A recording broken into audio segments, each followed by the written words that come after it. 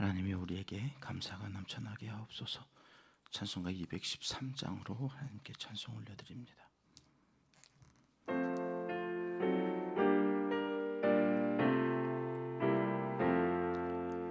나의 생명 드리니 주여 받아주셔서 세상 살아갈 동안 찬송하게 하소서. 손과 발을 드리니 주여 받아주셔서 주의 일을 위하여 민첩하게 하소서. 나의 음성 들으니 주여 받아주셔서 주의 진리 말씀만 전파하게 하소서. 나의 보화 드리니 주여 받아주셔서 하늘나라 위하여 주 뜻대로 하소서. 나의 시간 드리니 주여 받아주셔서 평생토록 주 위해 봉사하게 하소서. 아멘.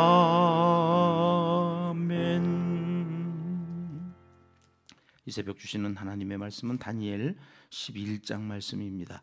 1절 말씀 함께 읽겠습니다. 내가 또 메대 사람 다리오 원년에 일어나 그를 도와서 그를 강하게 한 일이 있었느니라. 아멘. 오늘 말씀은 10장에서 계속 이어지는 말씀입니다. 이 다니엘에게 지금까지 보여주신 환상을 보면 7장에서는 넘겨주세요.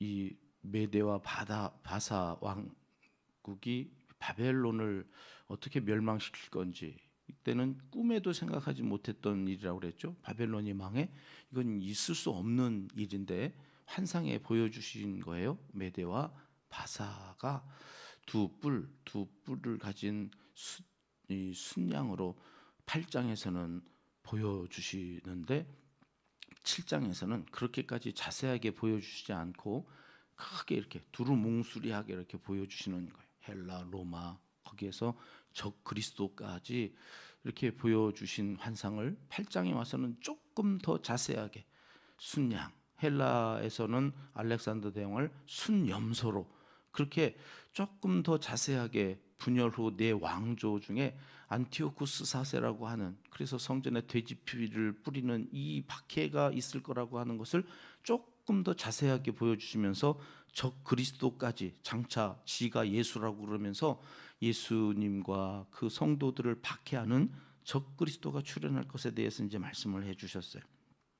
그리고 9장과 10장은 큰 전쟁에 대해서 다니엘이 슬퍼하며 금식하고 기도했다. 그 기도의 원리를 우리에게 보여주시는 내용들이 쭉 이어지다가 오늘 11장에 오면요, 앞에서 보여주셨던 이 환상보다 훨씬 더 세세하게 이 미래에 있을 역사를 보여주시는데, 이 11장 때문에요, 그 뒤에 자유주의 신학자들이나 역사학자들은 이 다니엘서는 예언서가 아니고 역사서다, 이 일들이 다 있은 다음에 이것을 알고 세세하게 이렇게 기록하지 어떻게 그 전에 이런 세세한 일들을 기록할 수 있느냐 이래가지고 이 다니엘서는 역사서로 분류를 해야 된다고 우겼던, 하나님이 그걸 그냥 놔두시나요? 사해사본이 이렇게 발견되는데 그 사해사본은 고문서 이전에 기록되어져 있는 그 책에 사본에 다니엘서가 있는 거예요. 이 11장의 말씀이. 그래서 이 역사적으로 있었던 그 이전에 기록되어져 있는 거라는 걸 하나님께서 증명해 내신 책이 이 다니엘서이다. 그런데 여러분 그런 생각 해보셨어요? 왜 다니엘서가 대선지서지? 대선지서, 이제 이거 끝나고 우리는 소선지서 살펴볼 건데, 대선지서 소선지서를 나누는 구분 기준이 뭐라고 그랬어요? 분량이라고 그랬어요. 분량. 뭐 대단한 일을 해서 대선지서가 아니라 양이 많아. 이사야는 몇 장이에요? 66장. 그리고 예레미야는 52장에 애가는 거기에 따라 붙으니까 5장밖에 안 되지만 예레미야 애가도 그냥 대선지서로 분류를 해놨어요. 에스겔은 몇 장이었어요? 48장. 많아. 양이 많아. 그럼 근데 다니엘은 몇 장이에요? 이제 월요일 날 끝나요. 이제 12장. 아니 48장 정도는 돼야 대선지서지 12장밖에 안 되는데, 장으로 따질 것 같으면 조금 있다가 살펴보는 호세아서는 몇 장이에요? 14장이에요. 그러면 호세아서가 대선지서가 돼야 돼요? 다니엘서가 대선지서가 돼야 돼요?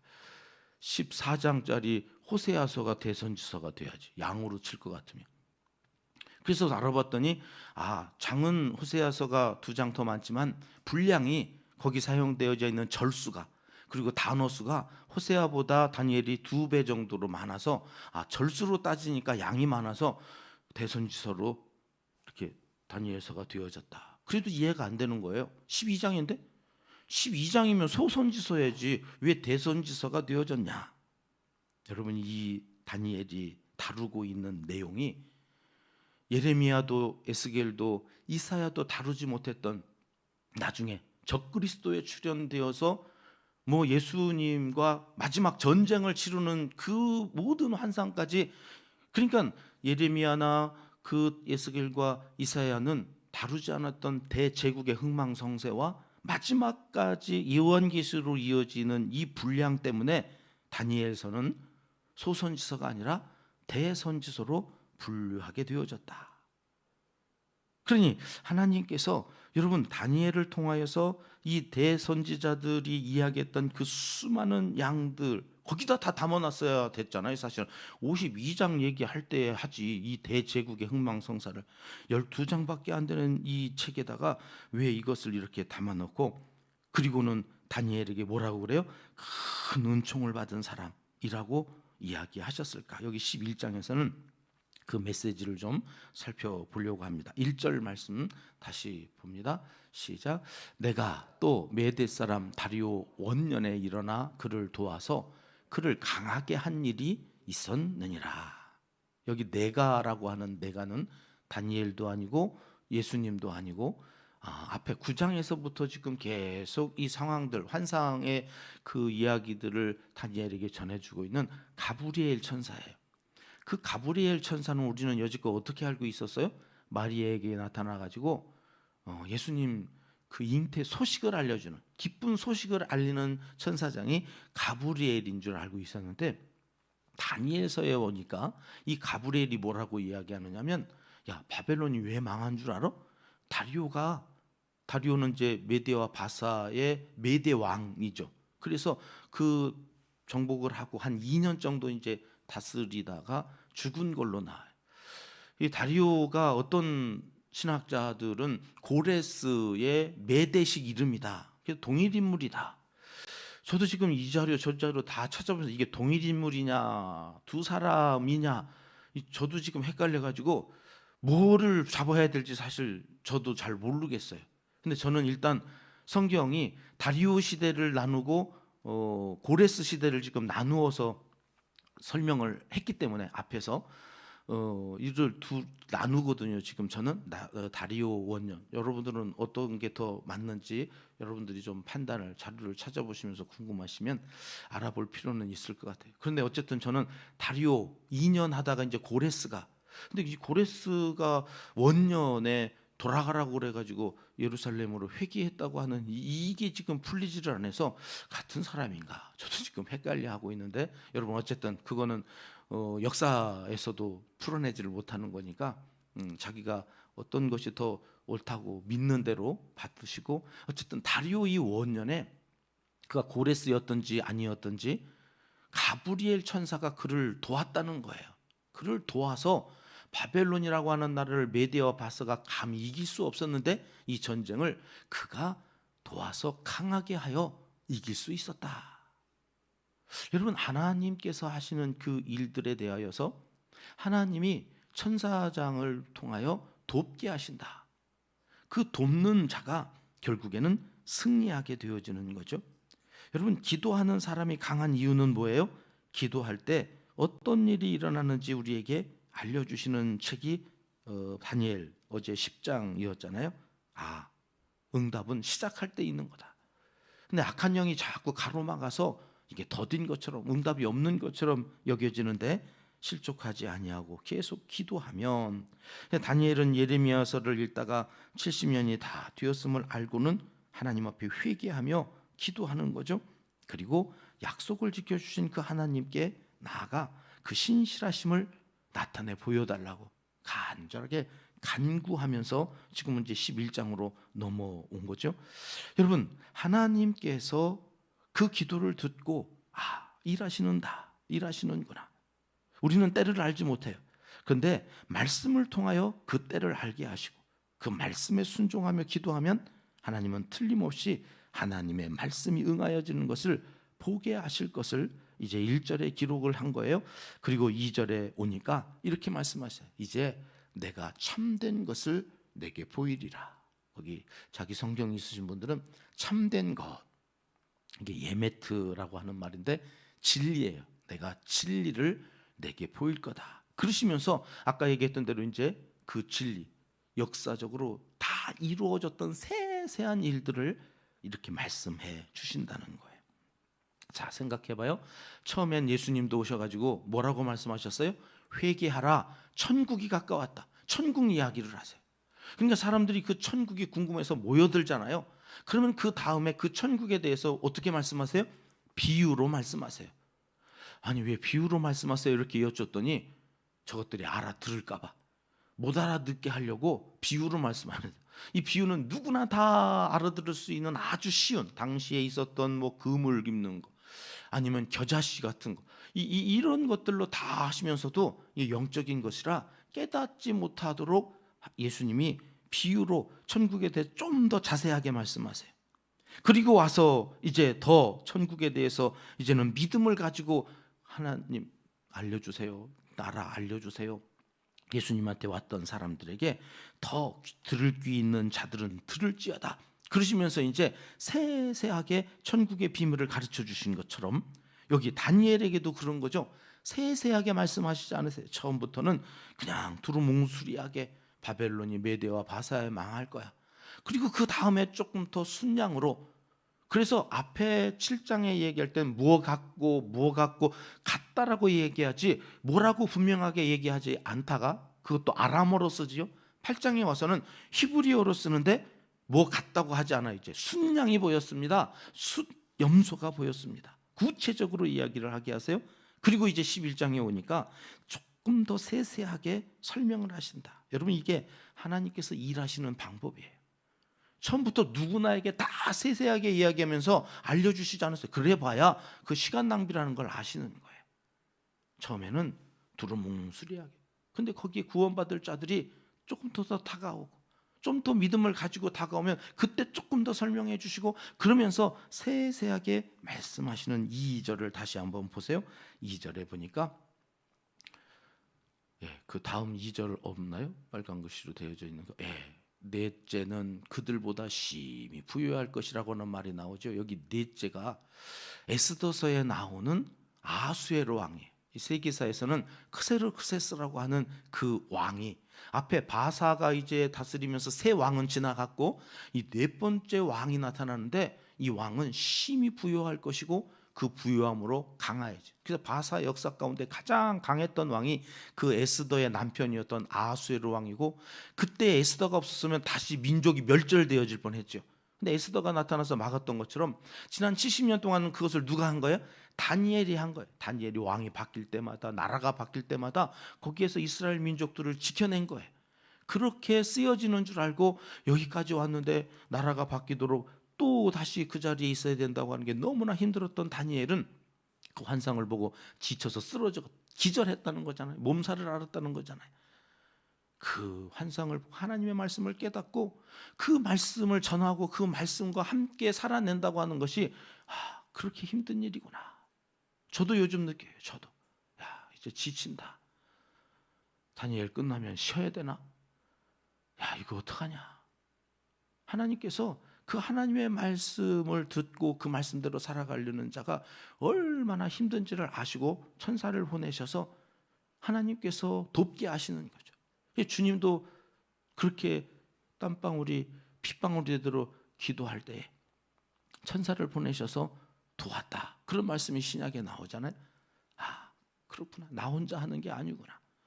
그러니 하나님 앞에 더 매달리고 하나님 앞에 그 말씀 앞에서 하나님이 무엇을 보여주시는지 더 힘써서 알아갈 때 하나님께서 더 깊이 알려주시는, 오늘 이 새벽에 붙잡고 싶은 메시지는 이것입니다. 왜 다니엘이었을까? 이사야도 있고 예레미야도 있고 에스겔도 있고 그 많은 장 가운데 이 환상을 보여주시고 기록하게 하셨어도 됐는데 왜 다니엘이었을까? 찾아봤더니 신학자들은 그렇게 풀었어요. 이거 이사야 보여줬어 봐야, 예레미야 보여줬어 봐야 그 유다 그 틀 안에서만 살았던 사람으로서는 이거를 도무지 이해할 수가 없으니까 국제 정세를 읽을 수 있고, 그래서 그것들을 보여줬을 때에 이것을 담아낼 수 있는 그릇이 당시에 다니엘밖에 없었다는 거예요. 그래서 다니엘에게 이 환상을 보여주시고 나중에 적그리스도가 올 것까지 그 많은 분량의 그 역사를 이 다니엘에게 담아내게 하셨다는 거예요. 오늘 누군가에게는 보여주시는 세계가 있어요. 그 영적 깊은 세계에서 거기에서만 맛볼 수 있는 참된 영적인 그 세계를 담아낼 수 있는 그릇이 되는 것. 하나님은 그 사람에게 보여주시고 이 시대를 읽게 하시고 전하게 하시고, 그래서 그 사람들이 그 깊은 영적인 세계에 들어오기를 원하시고 그 사람을 찾고 계신데 이게 없는 거예요. 그래서 한번 크게 보여주시고 조금 더 자세하게 설명해 주시고, 이제는 성경을 매일 한 장씩 읽어가면서 하나님의 마음을 통으로 이해하며 정말 다니엘과 같은 사람이 오늘 이 시대에 교회를 살리고 민족을 살리고 세계 열방을 살리는 이 놀라운 일을 좀 감당해 줬으면 좋겠다. 그것을 이제 은평교회에서도 시작을 하신 거죠. 그리고 매일 한 장씩 그 하나님의 마음을 더 깊이 더 영적 그 곳에서만 경험할 수 있는 세계로 우리를 매일 초대하고 계시다. 문제는 우리가 사모함도 없고 알려줘봐야 그게 뭔지도 모르겠다고 외면하고 지나쳐버리면 그것은 나와 내 자녀손들에게는 아무런 의미도 없는 허공을 때리는 소리에 불과하다. 하나님의 놀라운 섭리와 뜻을 알고 기도하는 다니엘을 통해 하나님은 신천 신지 새 예루살렘을 완성해 가셨습니다. 오늘 이 시대에도 이런 사람을 찾고 계신 하나님, 그리고 말씀하십니다. 내가 네게 참된 것을 보여주겠다. 여러분, 이때 우리가 뭐라고 기도하면 좋을까요? 하나님, 내게도 참된 것을 보여주시옵소서. 말씀이 선포되어지는데 흘러 듣지 않고 그 말씀을, 하나님의 말씀 참된 것 진리로 듣고 그 진리를 지켜내기 위해서, 그리고 그 진리를 자녀손들에게 흘려보내기 위해서 저를 다니엘과 같은 그릇으로 빚어 주시옵소서. 그래서 말씀이 세세하게 들려질 때에 튕겨내지 않고 그것을 스펀지가 물을 빨아들이고, 그래서 그 말씀대로 살기 위해 오늘 또 하나님 앞에 겸손히 순종하며 나아가는 큰 은총을 받은 사람으로 우리를 써주시옵소서. 기도하고 나아가셔서 하나님의 뜻을 이루어 가시는 복된 은평의 가족들이 다 되시기를 하나님은 이 새벽 간절히 원하시고 계십니다. 기도하겠습니다. 하나님 아버지, 말씀을 담을 수 있는 믿음이 우리에게도 있기를 소원합니다. 매일 한 장 성경을 통으로 이해하는 이 발걸음을 친히 인도하여 주시고 이 모든 진리의 말씀이 우리와 우리 자녀손들 가운데 응하여지는 것을 보게 하여 주시옵소서.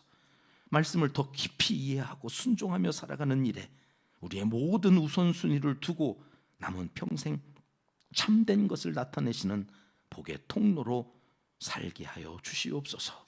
이제 못다한 기도를 주님 가르쳐 주신 기도로 하려오니 하늘에 계신 우리 아버지, 아버지의 이름을 거룩하게 하시며 아버지의 나라가 오게 하시며 아버지의 뜻이 하늘에서와 같이 땅에서도 이루어지게 하소서.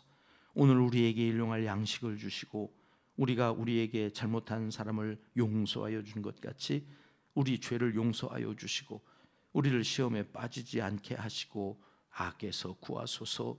나라와 권능과 영광이 영원히 아버지의 것입니다.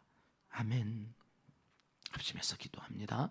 참된 것을 담을 수 있는 그릇으로 살게 하여 주시옵소서. 시니어 세대가 행복한 비전 공동체가 되는 것, 우리의 6번째 비전입니다. 어르신들이 행복했으면 좋겠습니다. 지나온 세월 기도들이 응답받는 남은 인생이 되도록 강건케 하여 주시기를 위해서도 함께 기도합니다. 우리의 삶이 향기 편지가 되어 복음을 증거하게 하소서. 오늘도 그러한 삶으로 인도하여 주시기를 위해서 기도하고요.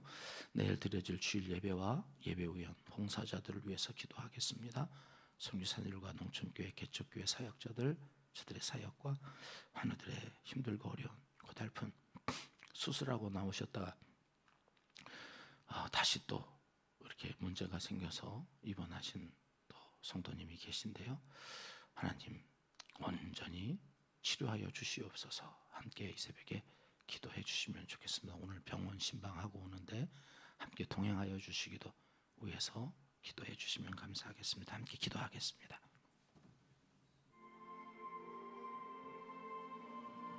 잠시 오신 우리 아버지 하나님,